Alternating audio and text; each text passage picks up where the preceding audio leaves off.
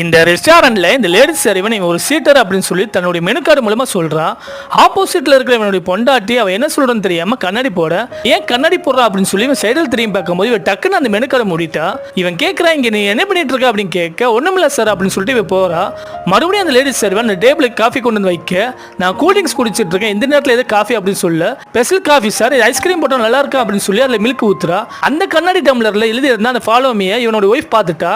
அப்புறம் இவனோட ஒய்ஃப் வந்து ஒரு நிமிஷம் வெயிட் பண்ணுங்க, நான் சார்ஜ் போட்டு வரேன் அப்படின்னு சொல்லிட்டு கிளம்பி போறா. அங்க போன பின்னாடி அந்த லேடி சர்வெண்ட் கேட்கிற, என்ன ஏன் வர சொன்னா அப்படின்னு கேட்க, உன்னுடைய கணவர் வந்து உங்களை ஏமாத்துறான் அப்படின்னு இவ சொல்றா.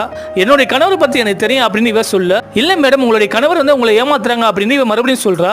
என்னுடைய கணவர் பத்தி உனக்கு என்ன தெரியும் அப்படின்னு இவ சொல்ல, உங்களுடைய கணவர் பத்தி எனக்கு தெரியும், உங்களுடைய கணவர் வந்து ஆல்ரெடி என்னுடைய தொடர்புல இருந்தார் அப்படின்னு இவ சொல்றா. அந்த நேரத்தில் அவளுடைய கணவர் வந்துட்டான். ஒரு நிமிஷம் வெயிட் பண்ணுங்க, நான் ரெஸ்ட் ரூம் போயிட்டு வரேன் அப்படின்னு சொல்லிட்டு இவ போக, இவன் கேட்கிறான், லூசி அவகிட்ட நீ என்ன சொல்லிட்டு இருந்தா அப்படின்னு கேட்க, உன்னுடைய மனைவி கிட்ட நான் உண்மையை சொல்லிட்டு இருந்தேன் அப்படின்னு இவ சொல்றா.